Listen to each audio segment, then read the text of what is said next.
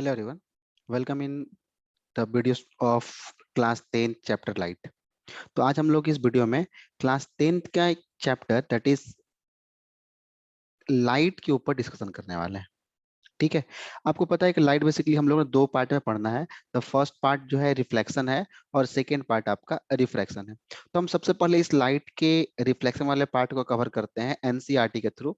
ठीक है, हम लोग जो डिस्कस कर रहे हैं ये एनसीईआरटी के बुक के थ्रू डिस्कशन कर रहे हैं और एनसीईआरटी के जो इंपॉर्टेंट पॉइंट्स हैं, इंपॉर्टेंट लाइंस हैं, उसको कवर करने का प्रयास करेंगे और आप इसको अच्छे तरीके से देखेंगे और नोट भी करते चलेंगे।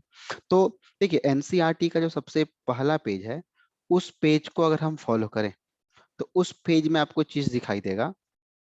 जो इंपॉर्टेंट पॉइंट्स होंगे, जो इंपॉर्टेंट लाइंस होंगी, उसको मैं हाईलाइट करता चलूंगा, आप लोग उसको कवर करते रहेंगे। देखिए, हमें पता है कि we see a variety of object in the world around us. हम लोग बहुत सारे ऑब्जेक्ट्स को क्या करते हैं, देखते हैं वर्ल्ड के अंदर। ठीक है, अब बात यह आती है कि इन सारे ऑब्जेक्ट्स को देखने के लिए हमें क्या चाहिए। जबकि अगर यही सारे ऑब्जेक्ट किसी डार्क रूम के अंदर हो, अगर यही सारे ऑब्जेक्ट किसी डार्क रूम के अंदर हो, तो ये पॉसिबल नहीं हो पाता उस ऑब्जेक्ट को देख पाना। ठीक है, बट जब जैसे ही उसमें हम लाइट को ऑन करते हैं या फिर लाइटनिंग अप रूम के अंदर होते हैं या फिर जैसे ही लाइट को ऑन करते हैं उस रूम के अंदर, यही चीजें विजिबल हो जाती हैं। ओके, मतलब ये हुआ कि इन चीजों को विजिबल होने के लिए लाइट का होना कंपलसरी है। तो हम ये सिंपली बोल सकते हैं कि वो ऑब्जेक्ट डार्क रूम में नहीं दिख पा रहे थे, मतलब अगर लाइटनिंग रूम में दिखते हैं, विजिबल होते हैं, तो उसके पीछे एक ही कॉन्सेप्ट है, दैट इज कॉल्ड लाइट। मतलब ये सवाल उठता है कि व्हाट मेक थिंग्स विजिबल।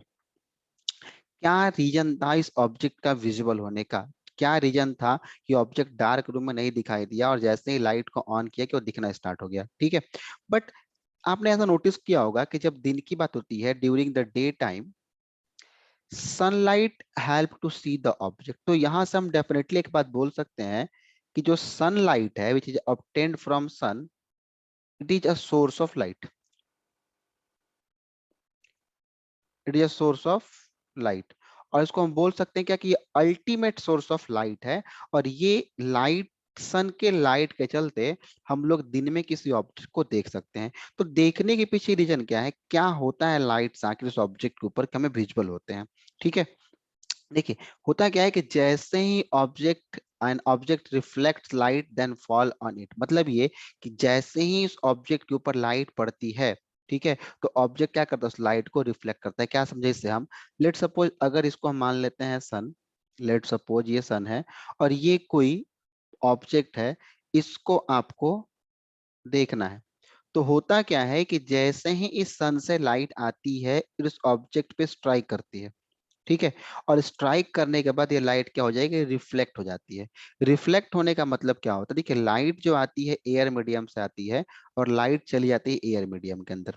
ठीक है, तो लाइट जिस मीडियम से आएगी और लाइट अगर उसी मीडियम में चली जाएगी, तो लाइट के इस घटना को हम लोग बोलते हैं रिफ्लेक्शन। ठीक है, अब जैसे ही लाइट रिफ्लेक्ट हो जाती है, these reflected light we receive by our eyes. ठीक है, मतलब ये कि ये रिफ्लेक्टेड लाइट अब हमारी आई क्या करेगी, रिसीव करती है। Let's suppose that is I, और ये रिफ्लेक्टेड रे हमारे आई क्या करती है, रिसीव करती है। और जैसे ही ये आई इस लाइट के रे को रिसीव करती है, हम ऑब्जेक्ट को देख सकते हैं। At that case we are enable to see the things. Okay, we are enable to see the things. अगर ऐसा नहीं होता तो हम ऑब्जेक्ट को देख नहीं पाते। तो बात यह आती है कि लाइट को हम कहीं से भी देख सकते हैं क्या? कोई स्पेशल टाइप का मटेरियल, स्पेशल टाइप के मीडियम चाहिए स्लाइड को देखने के लिए? देखिए, इस चीज को ये लाइन क्लियर करता है कि we are able to see through a transparent medium. Okay, अब बात ये आती है कि इस ट्रांसपेरेंट मीडियम का मतलब क्या होता है? देखिए, ट्रांसपेरेंट मीडियम का मतलब होता है कि जिससे लाइट क्या हो जाए, पास हो जाए। ओके, ट्रांसपेरेंट मीडियम का मतलब होता है कि a medium which allow the light, a medium which allow the passage of light through it easily, that is called transparent medium. अगर मैं इस ट्रांसपेरेंट मीडियम का एग्जांपल बताऊं, we called glass, we called air. सबसे अच्छा example क्या है, air और ग्लासेस ट्रांसपेरेंट मीडियम का। ओके, अब जैसे लाइट ट्रांसमिट होती है इससे, वो हमें क्या होती है, विजिबल हो जाती है। ठीक है, जैसे ही वो लाइट उस मीडियम से ट्रांसमिट होती है और ट्रांसपेरेंट मीडियम से, तो हमें वो क्या होती है, विजिबल होती है।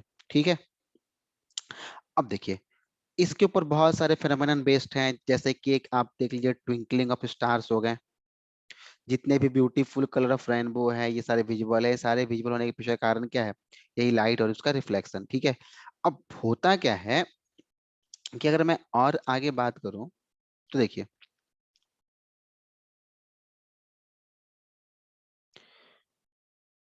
अब बात आती है कि अगर मैं study of the properties of light, अगर मैं एक लाइट या लाइट के प्रॉपर्टी को स्टडी करना स्टार्ट कर दूं तो उसको हम लोग क्या बोलते हैं, ध्यान रखेंगे, that is called optics.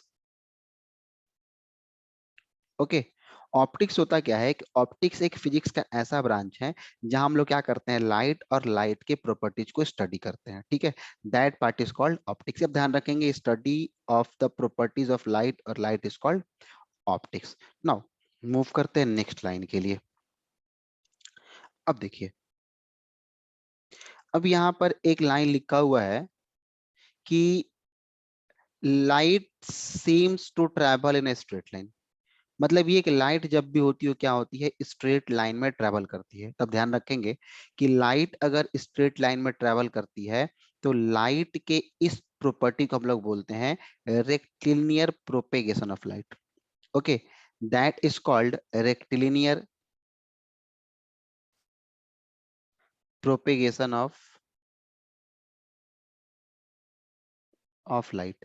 Rectilinear propagation of light का मतलब ये होता है कि light always travels in a straight line. और आपको पता है कि लाइट की कुछ स्पीड होती है, दैट इज, मैं अगर लिखूं ऐसा कि स्पीड ऑफ लाइट, और आपको पता है कि स्पीड ऑफ लाइट को हम लोग सी से इंडिकेट करते हैं, और speed of light in vacuum air कितनी होती है, 3 × 10⁸ मीटर पर सेकेंड। अब ये बात ध्यान रखेंगे, लाइट को हम लोग क्या बोलते हैं, इलेक्ट्रोमैग्नेटिक वेव बोलते हैं।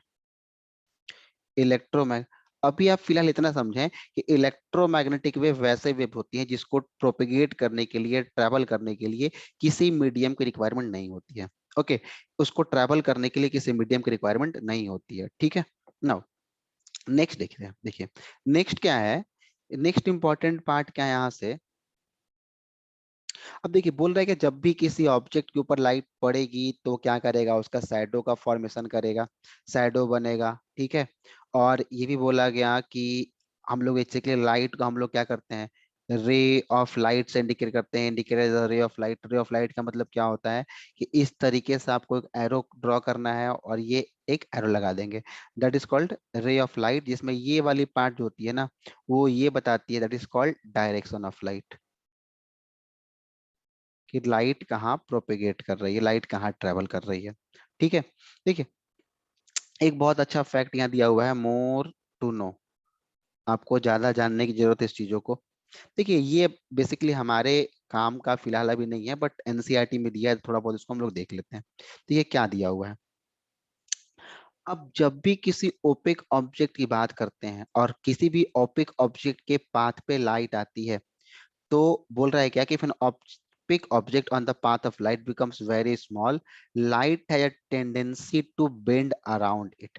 तो लाइट क्या हो जाएगी, उसकी तरफ बेंड हो जाएगी, और and not walk in a straight line. But हमें जो क्लास 10 तक पढ़ना यही पढ़ना है कि लाइट जो होती है ट्रेवल करती है स्ट्रेट लाइन में। ठीक है, अगर बेंड कर जाती है और बेंड करने के बाद ऐसा पता लगा कि स्ट्रेट लाइन में ट्रेवल नहीं करती है, तो दैट प्रॉपर्टी ऑफ लाइट को हम लोग क्या बोलते हैं, diffraction of light. Okay, diffraction of light. आप जब 12th में ऑप्टिक्स पढ़ेंगे तो आप इस चीज को पढ़ेंगे, डिफ्रैक्शन क्या होता है, पोलराइजेशन क्या होता है। अभी आप बस इतना समझ लिए कि वर्ड डिफ्रैक्शन है जो किस केस को इंडिकेट करता है कि लाइट स्ट्रेट लाइन में ट्रेवल नहीं करती है। ओके, अब देखिए आगे क्या बोला गया, अगर आप एक्सप्लेन करना चाहते हैं इस फेनोमेनन को, जैसे कि डिफ्रैक्शन के बारे में, light is thought of as a wave. अब देखिए लाइट को हम लोग यहाँ पे क्या कर रहे हैं, वेव के जैसा ट्रीट कर रहे हैं। मैंने आपको पहले ही बोला कि लाइट क्या है, एक इलेक्ट्रोमैग्नेटिक वेव है, the details of which you will study in higher class. मैंने पहले ही बोला आपसे, इनके बारे में आपको क्या करना है, हायर क्लास में पढ़ने के लिए मिलेगा, बट अभी आप छोटे छोटे वर्ड समझ लीजिए, ऐसा कुछ वर्ड होता है, ठीक है। अब इसी वेव के अकॉर्डिंग 20th सेंचुरी में क्या किया गया, एक लाइट की स्पेशल थ्योरी दी गई, that is called wave theory of light. Okay, wave theory of light को क्या किया गया, दिया गया। अब ये क्या हुआ, इसमें अगर देखा जाए लाइट, इसमें बताया गया कैसा कि interaction of light with matter and light often behaves somewhat like stream of particles, like इस पार्टिकल जैसा बिहेव करता है, कभी वेव जैसा बिहेव करता है। अब इससे क्या हो गई, this confusion about the true nature of light continued for some years till a modern quantum theory. मतलब ये कि फिजिक्स का एक और पार्ट है कॉल्ड मॉडर्न फिजिक्स, वहां पे आप मॉडर्न क्वांटम जब थ्योरी पढ़ेंगे तब आप ये बिल्कुल समझ पाएंगे। अभी बहुत ज्यादा इसके लिए आपके पास कॉम्प्लिकेटेड है ये पार्ट, कि लाइट वेव नेचर को फॉलो करती है या फिर पार्टिकल नेचर को।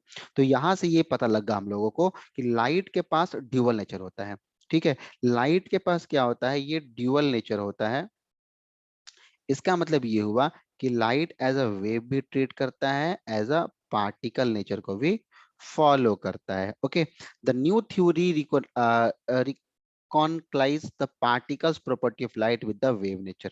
ओके, अब हम लोग क्या करेंगे, जब न्यू थ्योरी के बारे में पढ़ेंगे उस चीजों में, तो हम लोग ये पढ़ेंगे लाइट की इन प्रॉपर्टी के बारे में, वेव और वेव नेचर के बारे में। ओके, बट हमें जो इस चैप्टर में डिस्कस करने हैं, हम उसी के ऊपर बेसिकली बात करते हैं कि हमें इस चैप्टर में क्या डिस्कस करना है। देखिए, सीधा सीधा लिखा हुआ है कि in this chapter we shall study the phenomenon of reflection and refraction of light using straight line propagation of light. मतलब हमें इस चैप्टर में लाइट के रिफ्लेक्शन, लाइट के रिफ्रैक्शन के बारे में पढ़ना है। बट लाइट कैसे होगी, बिल्कुल सीधी रेखा में चलेगी, that is called straight line path को फॉलो करेगी, ठीक है।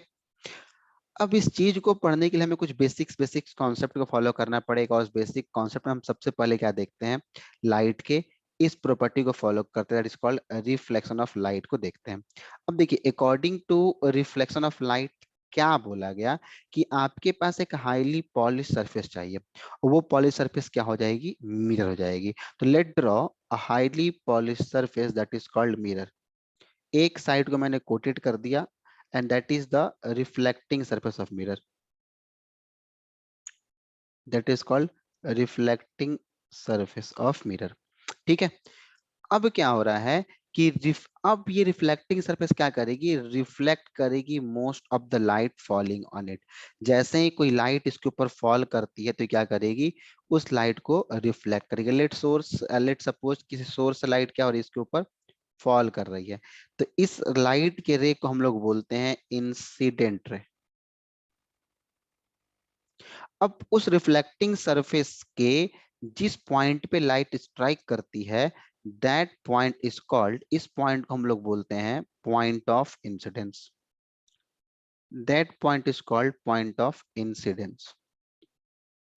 ओके, अब देखिए, अब क्या होगा, जैसे स्ट्राइक की तो उसके बाद ये लाइट क्या करेगी, रिफ्लेक्ट कर जाएगी, एंड दैट रे इज कॉल्ड रिफ्लेक्टेड रे, ठीक है। अब दो बात ध्यान रखेंगे आप, रिफ्लेक्शन के बेसिकली मतलब आपको ये ध्यान रखना है कि लाइट आई थी आपके पास एयर मीडियम से, और लाइट चली गई कहाँ, एयर मीडियम में।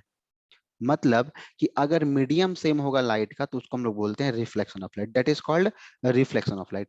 अब हमें एक काम और करना है यहाँ पर, कि जो आपको ये पॉइंट ऑफ इंसिडेंस दिख रहा है, इस पॉइंट ऑफ इंसिडेंस में क्या करना है, एक नॉर्मल ड्रॉ करना है जो मिरर से 90 डिग्री का एंगल प्लॉट करेगा। That is a normal. Normal हमेशा क्या करेगा, मिरर से 90 डिग्री का एंगल सबटेंड करेगा। ओके, अब देखिए, अब अगर मैं यहाँ बात करूं, you are already familiar with the laws of reflection of light. मतलब आपको ये पहले ही से पता है कि रिफ्लेक्शन ऑफ लाइट का लॉ क्या होता है, ठीक है। देखिए, मैं आपको यहाँ पे कुछ और पॉइंट को हाईलाइट करता हूँ। पॉइंट ये है कि अगर देखा जाए, देखिए यहाँ पर आपको दिख रहा है कि इंसिडेंट रे और नॉर्मल के बीच एक एंगल बनता है, that angle is called angle of incidence. Okay, similarly reflected ray और नॉर्मल के बीच एंगल बनता है, that is called angle of reflection, ठीक है। अगर देखिए आप ये मिरर और इंसिडेंट रे के बीच पे एक एंगल बनता है, that angle is called glance angle of incidence. Similarly reflected ray और मिरर के बीच में एक एंगल बनता है, that angle is called glance angle of refraction, glance angle of reflection. Okay, यहाँ पे चार वर्ड ध्यान रखेंगे आप, angle of incidence, angle of reflection, glance angle of incidence और ग्लैंस एंगल ऑफ रिफ्लेक्शन। ये चारों एंगल ध्यान रखेंगे। Angle between incident ray and normal, angle between reflected ray and normal, angle between mirror and, देखिए simple से आप ध्यान रखेंगे इसको ऐसे। जीआई का मतलब होता है ग्लैंस एंगल ऑफ इंसिडेंस। कैसे आप इसको याद रख सकते हैं? जी से आप ग्लास याद रखें और आई से एंगल ऑफ इंसिडेंस याद रखें, ठीक है? या फिर आप ऐसे याद रख सकते हैं इसको कि आई से आप इंसिडेंट रे ध्यान रखें, ये रहेगा ध्यान इंसिडेंट रे। अब देखिए angle between glass and incident ray is called glance angle of incidence. Similarly, angle between glass and reflected ray is called glance angle of reflection. अब लॉज ऑफ रिफ्लेक्शन क्या होता है? आपको तो बात पता होगा कि लॉज ऑफ रिफ्लेक्शन क्या होता है। लॉज ऑफ रिफ्लेक्शन का फर्स्ट पॉइंट है कि the angle of incidence equal to angle of reflection. मतलब कि जो आपने ये देखा था G I, sorry, angle of incidence that is called angle I, वो किसके बराबर होगा? एंगल आर के बराबर होगा। That is the first rule. एक बात ध्यान रखेंगे आप कि यहीं से मैं ये भी बोल सकता हूँ आपको कि जी आई जो होगा वो भी किसके बराबर होगा? एंगल जी आई जो होगा एंगल जी आर के बराबर होगा, ठीक है? कैसे होगा इस चीज को देखिए। अभी आपको बताया गया कि नॉर्मल क्या करता है? 90 डिग्री का एंगल बनाता है, ठीक है? तो अगर ये नॉर्मल 90 डिग्री का एंगल प्लॉट कर रहा है मिरर के साथ, तो देखिए ये कंप्लीट एंगल 90 डिग्री का है। मतलब इन दोनों एंगल का सम दैट इज कॉल्ड जी आई और प्लस एंगल आई, इन दोनों का सम कितना होगा? 90 डिग्री होगा। तो यहाँ से हम बोल सकते हैं कि angle G I is equal to 90 minus angle I, ठीक है? अच्छा, अगर हम ऐसा बोल सकते हैं सेकेंड पार्ट देखिए, अगर सेकेंड पार्ट का सब बोल सकते हैं क्या कि angle G R plus angle R is equal to 90 degree. मतलब कि एंगल जी आर को हम लिख सकते हैं 90 minus angle R. According to laws of reflection angle I must be equal to angle R. तो अगर एंगल आई जो होगा एंगल आर के बराबर होगा तो हम एंगल आई के जगह पर एंगल आर लिख सकते हैं 90 माइनस एंगल आर। अब देखिए इसको इक्वेशन 1 है, ये इक्वेशन 2 है, दोनों इक्वेशन का आरएचएस इक्वल है, ठीक है? दोनों इक्वेशन का आरएचएस क्या है? इक्वल है, तो मतलब एलएचएस भी क्या होगा? इक्वल होगा। इसका मतलब एंगल जीआई किसके बराबर होगा? एंगल जीआर के बराबर होगा। क्लियर है बात आपको ये? ठीक है, चलिए आगे देखते हैं। ये फर्स्ट लॉ था। सेकंड लॉ क्या है? What is the second law?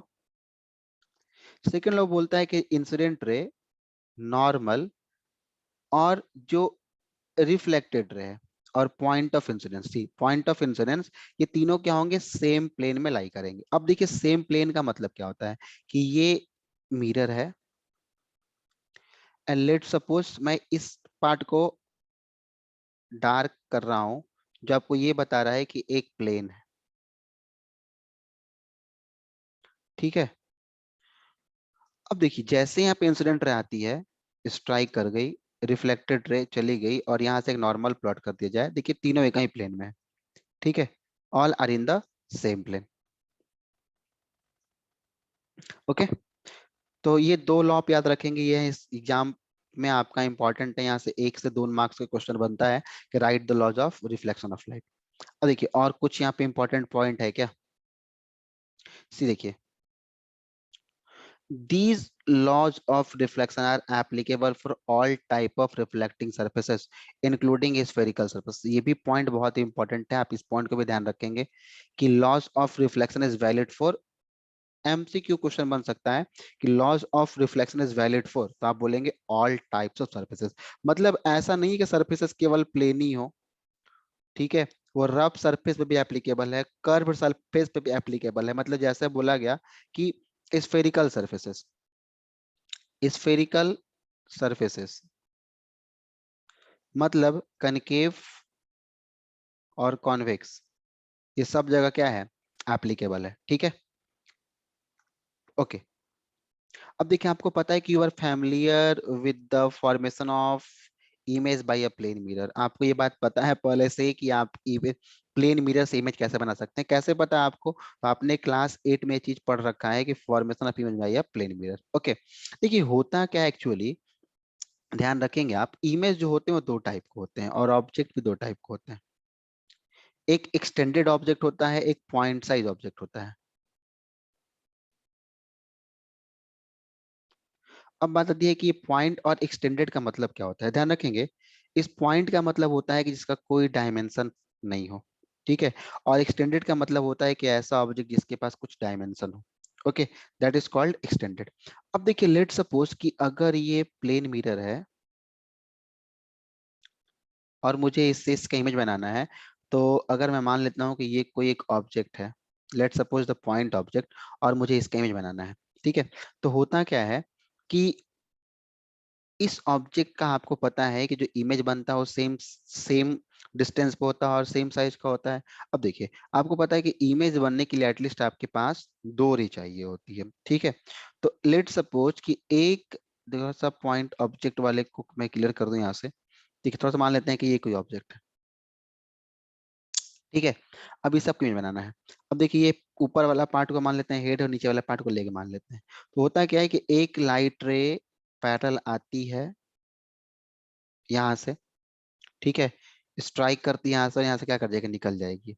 अच्छा देखिए, अभी आपको तो मैंने पढ़ाया भी नहीं। ओके, छोड़िए इस चीज को, मैं आगे इसको डिस्कस करते हैं। देखिए, आगे क्या है कि क्या आपको पता है कि उस इमेज की प्रॉपर्टीज क्या होती है। ये बात ध्यान रखेंगे आप कि जो इमेज बनता है किसी प्लेन मिरर से, वो हमेशा वर्चुअल और इरेक्ट होता है, ठीक है। और दूसरी, size of the image is equal to the size of the object. Image का साइज होता है ऑब्जेक्ट के साइज के इक्वल होता है।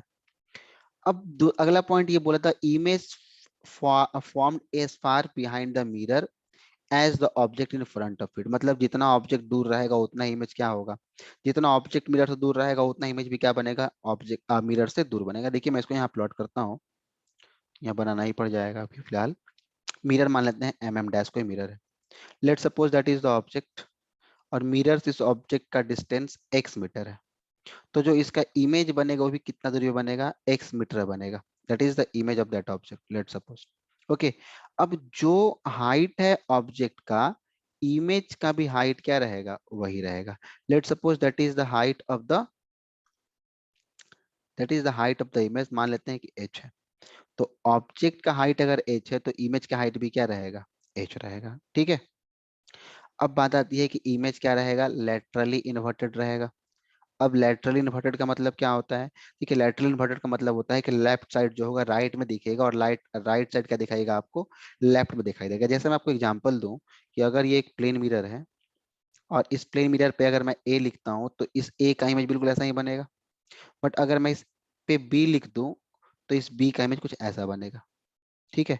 अब देखिए, अगर मैं एक फोटो बनाऊं जिसमें एक आई इस साइड तरह से, एक आई पॉइंटेड है, तो उसका जो इमेज बनेगा, पहले पॉइंटेड बनेगा, डॉटेड बनेगा, फिर क्या बनेगा, पॉइंटेड बनेगा, ऐसा कुछ।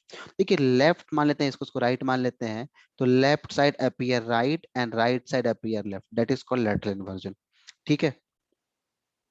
That is called laterally inverted, ठीक है। ये आपका पॉइंट हो गया। अब देखिए, अगला पॉइंट देखते हैं इसमें कि अगला पॉइंट क्या है जो इंपॉर्टेंट है इसमें। देखिए,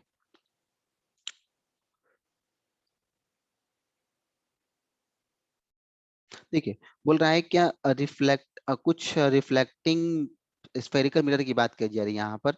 आपने देख लिया ऐसा कि the curve surface of a shining spoon would consider the curve mirror. Okay, spherical mirror reflect surface such mirror can be consider to form a part of sphere.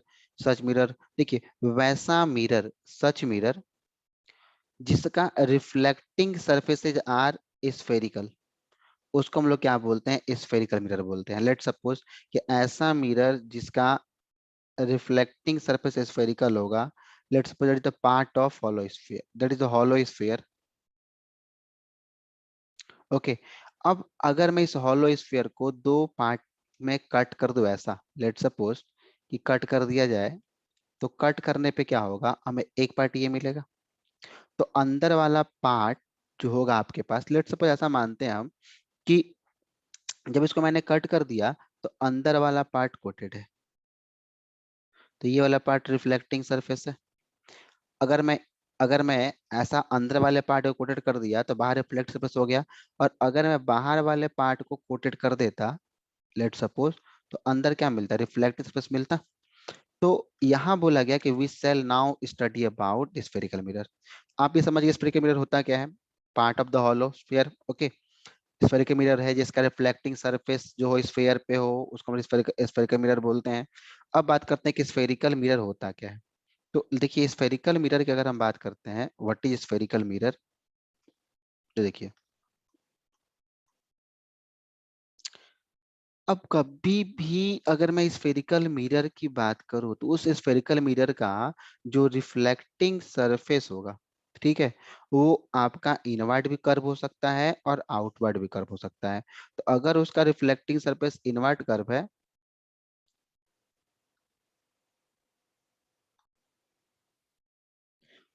तो अगर उसका कर्व पार्ट इनवर्ड रिफ्लेक्टिंग है और outward reflecting है, तो उस case में हम लोग क्या बोलते हैं उसको, देखिए कि ऐसा स्फेरिकल मिरर जिसका रिफ्लेक्टिंग सरफेस कर्व इनवर्ड हो, okay, that is faces toward the centre of the sphere is called concave mirror. बिल्कुल ऐसा ध्यान रखेंगे कि जिसका रिफ्लेक्टिंग सरफेस जो होगा इनवर्ड होगा, उसको हम लोग क्या बोलते हैं, कनकेव मिरर बोलते हैं।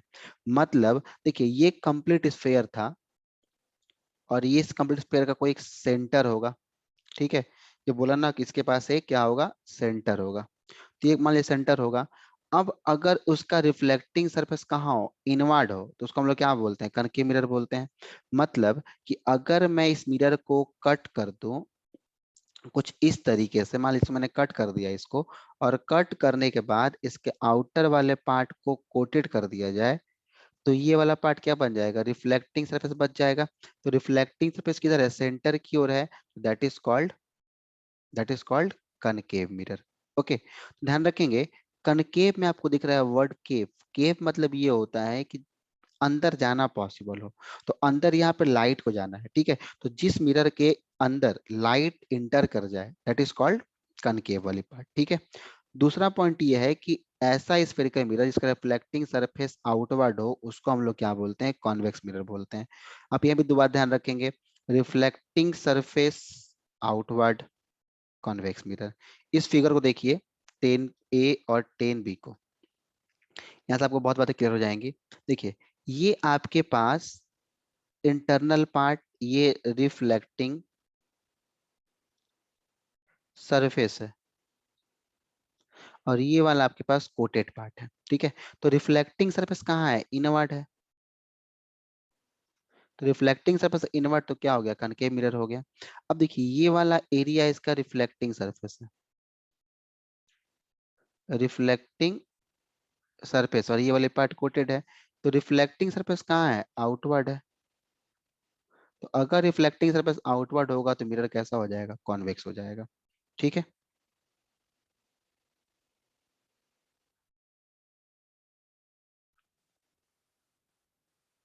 ओके, देखिए इसको कंटिन्यू करते हैं फिर आगे, कि आगे आपको लिखा मिलेगा 10.1 में आपने जो फिगर देखा यहाँ पर, वो रिप्रेजेंट कर रहा है स्फेरिकल मिरर के दो पार्ट को, दैट इज कॉल्ड कनकेव और कॉन्वेक्स को, ठीक है। बता रहे इसमें sided side is non reflecting है, जो पार्ट साइडेड है that sided part is called non reflecting.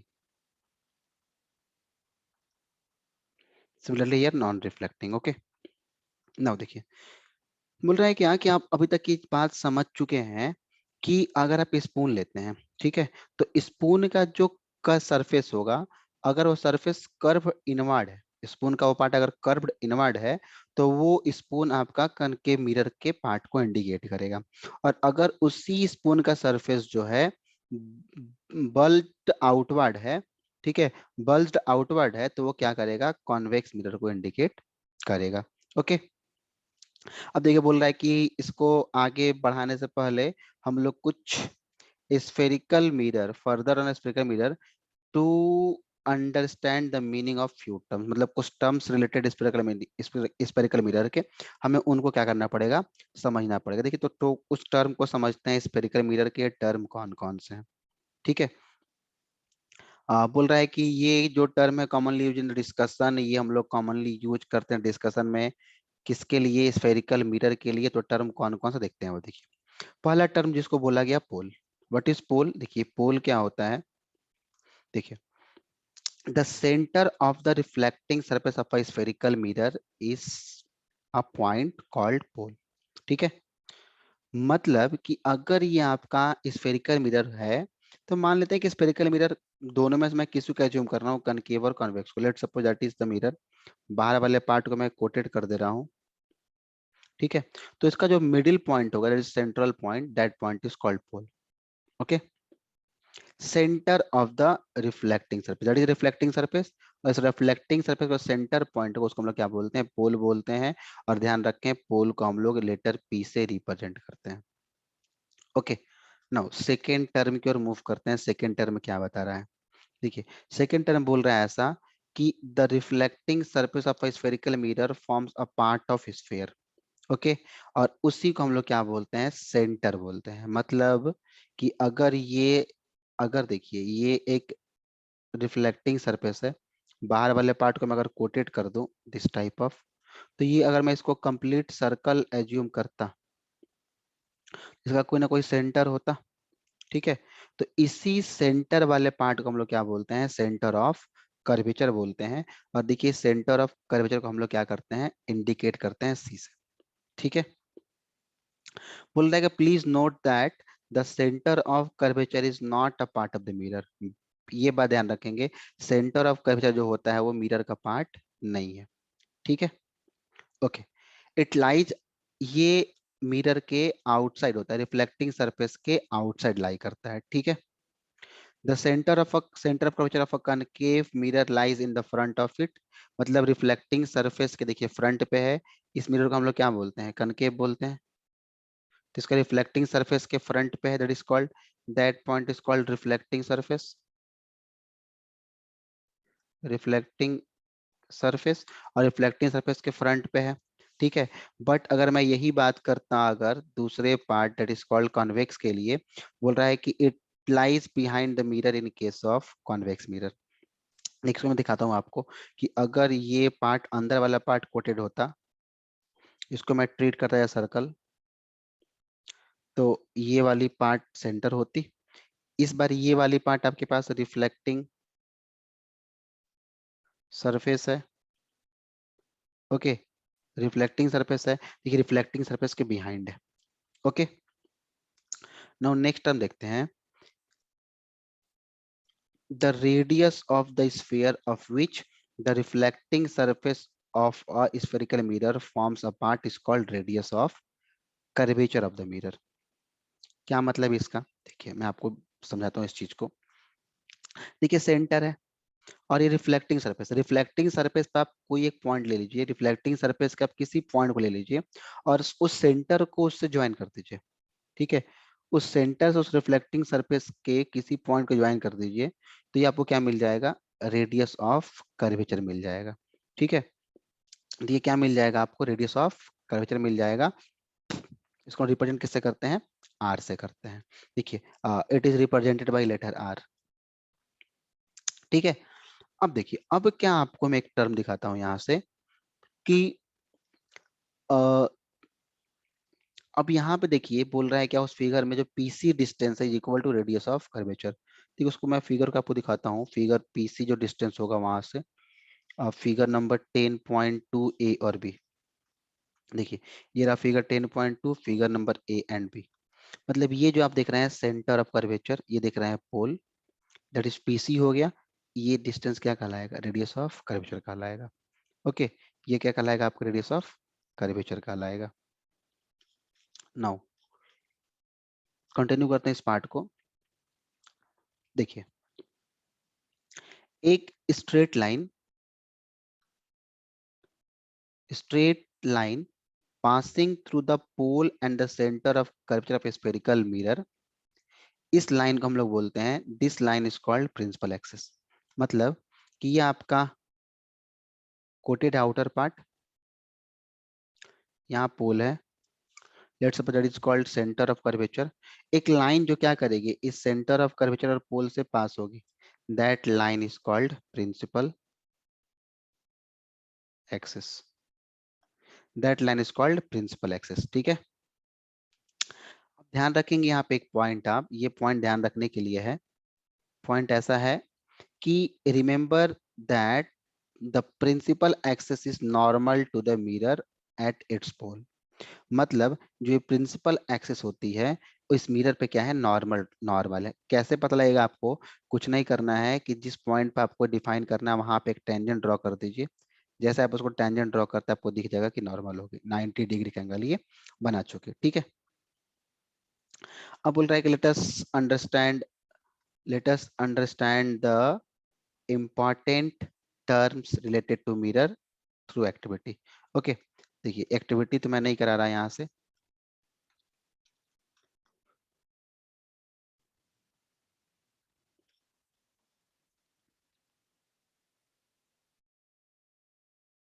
Okay देखिए आगे मैं यहाँ पे आपको कुछ और टर्म दिखाता हूँ। इस टर्म को देखिए, ये टर्म क्या है। अब फिगर 10.2 के ए वाले पार्ट को ऑब्जर्व कीजिए। पहले क्या दिखेगा आपको, बहुत सारे लाइट रेज हैं जो पैरेलल टू प्रिंसिपल एक्सिस हैं falling on the concave mirror. देखिए बहुत सारे पैरेलल लाइट की रे जो है इस मिरर के ऊपर फॉल कर रहे हैं। देखिए पैरेलल लाइट रेज इस मिरर के ऊपर फॉल कर रहे हैं ऐसे। ठीक है, अब होता क्या है, इसको हम लोग क्या बोल रहे हैं, इनको हम लोग बोल रहे हैं कि ये these ray are meeting or intersecting at a point on the principal axis of the mirror। आपको ये बात पता है कि इस लाइन को हम लोग क्या बोलते हैं, प्रिंसिपल एक्सिस बोल रहे हैं। That line is principal axis. अब देखिए इस प्रिंसिपल एक्सिस में किसी एक पॉइंट को ये क्या कर रहे हैं, इंटरसेक्ट कर रहे हैं या मीट कर रहे हैं। अब इस पॉइंट को हम लोग क्या बोलते हैं, प्रिंसिपल फोकस बोलते हैं कनकेव मिरर का। क्योंकि ए वाला पार्ट जो आपको कनकेव मिरर को रिप्रेजेंट कर रहा है, तो अगर ये पार्ट कनकेव मिरर को रिप्रेजेंट कर रहा है तो that part is called principal focus and it is principal focus। और प्रिंसिपल फोकस को हम लोग क्या करते हैं, रिप्रेजेंट करते हैं कैपिटल एफ से। ये देखिए principal focus is represented as capital F. Okay, similarly अगर देखा जाए तो आपको बी नंबर फिगर दिख रहा होगा और बी नंबर फिगर आपको बता रहा है कॉन्वेक्स के बारे में। तो देखिए यहाँ पे ऐसा लिखा हुआ है कि observe the figure 10.2 B, here rays parallel to principal axis reflected by the concave mirror, okay, that is the convex mirror, the reflected ray appear to come from a point on the principal axis। देखिए ये actually आ नहीं रही है, ये reflect करके कहीं चली जा रही है ये। ठीक है, और हम इसको अगर एक्सटेंड करते हैं मिरर के पीछे दिखता है क्या कि इस एक पॉइंट पे मिलती हुई दिख रही है। ठीक है, इस पॉइंट को हम लोग क्या बोलते हैं, इस पॉइंट को हम लोग क्या बोलते हैं, this point is called principal focus of convex mirror. Okay, अब ध्यान रखेंगे प्रिंसिपल फोकस मैंने पहले ही बताया आपको का रिप्रेजेंट करते हैं एक लेटर एफ से। ठीक है, तो that is the principal focus and it is represented by capital F. Now आगे देखिए, अब एक टर्म और यहाँ पे दिखा हुआ है कि जो डिस्टेंस है, ठीक है, जो डिस्टेंस है between the pole and the principal focus of spherical mirror. ठीक है, जो डिस्टेंस है किसके किसके बीच, पोल और प्रिंसिपल फोकस के बीच का। ठीक है, उसको हम लोग बोलते हैं फोकल लेंथ। और फोकल लेंथ को हम लोग लेटर एफ से इंडिकेट करते हैं। मतलब ध्यान देंगे इस चीज को,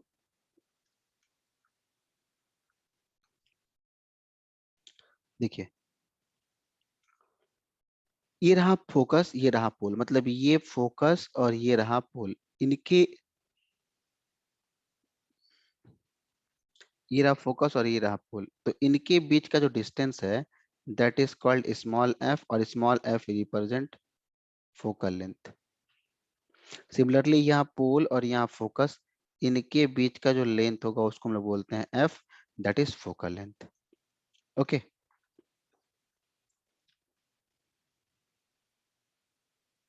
ओके देखिए बोल रहा है क्या, reflecting surface of by and large spherical.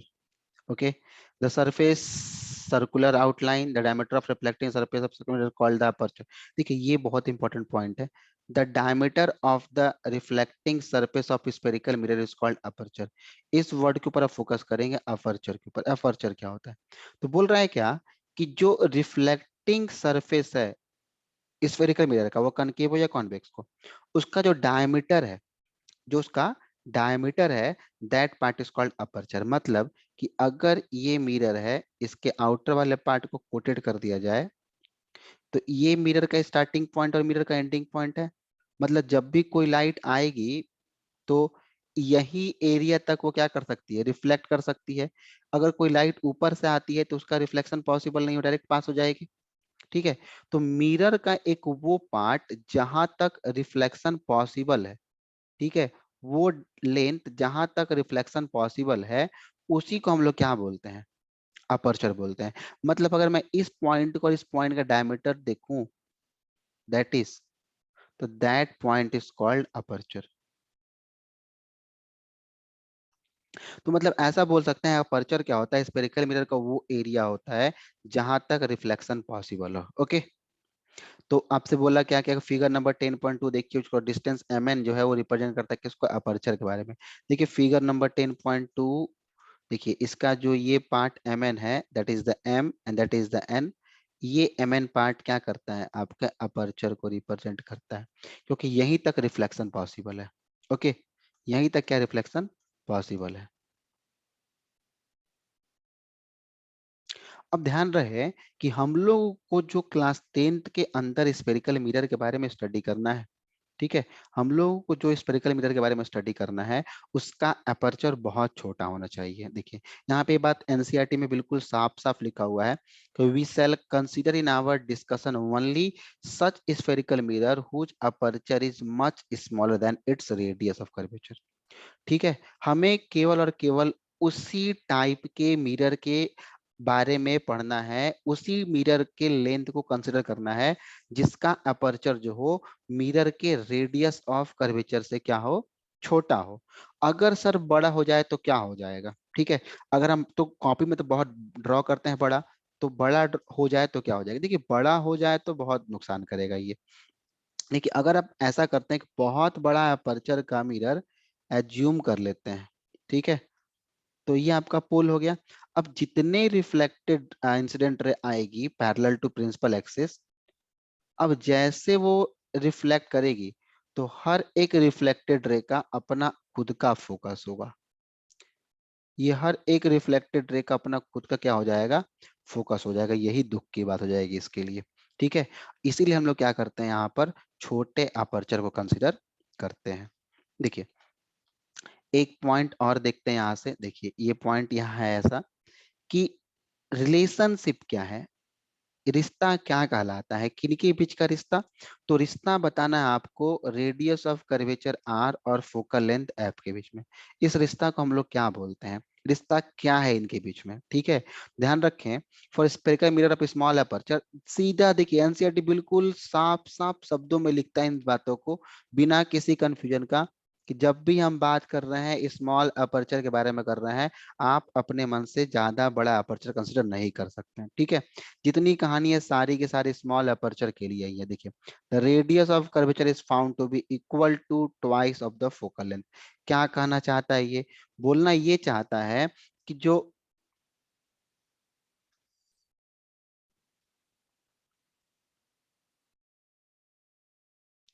देखिए बोलना ये चाहता है ये कि जो रेडियस ऑफ कर्वेचर होगा वो किसके बराबर होगा, फोकल लेंथ के ट्वाइस के बराबर होगा।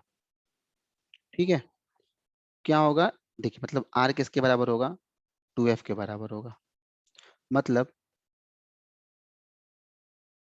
Principal axis, pole, focus, centre of curvature, that length is called radius of curvature, that is called focal length. तो ये आर बराबर क्या होगा, 2f होगा।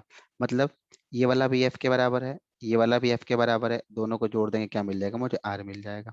ठीक है, देखिए ये r बराबर 2f हो गया। This implies that the principal focus of a spherical mirror lies midway between the pole and the center of curvature। ठीक है, तो हम लोग इस वीडियो में यही तक कंप्लीट करते हैं एनसीईआरटी को। नेक्स्ट वीडियो हम लोग बात करेंगे image formation by spherical mirror से। तब तक के लिए बाय बाय, मिलते हैं अगले वीडियो में। Thank you.